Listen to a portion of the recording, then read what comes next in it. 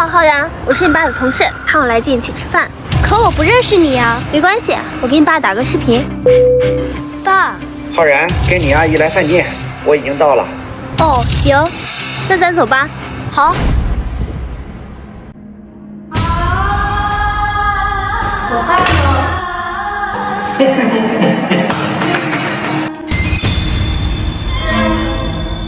浩然，你怎么了？哦，没事儿。爸，学校要收餐费了。行，回头给你交上。行，那咱走吧。行，我先上趟厕所。我们去饭店上呗，很近的。我憋不住了，你先帮我拿着，我马上回来。快点啊，浩然，别让你爸等着急了。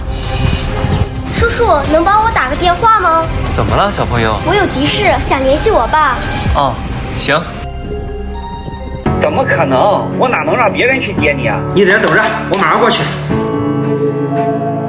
你怎么了？我好像遇到坏人了，他们应该是利用 AI 换脸冒充我爸。别怕，带我去看看。走。哎，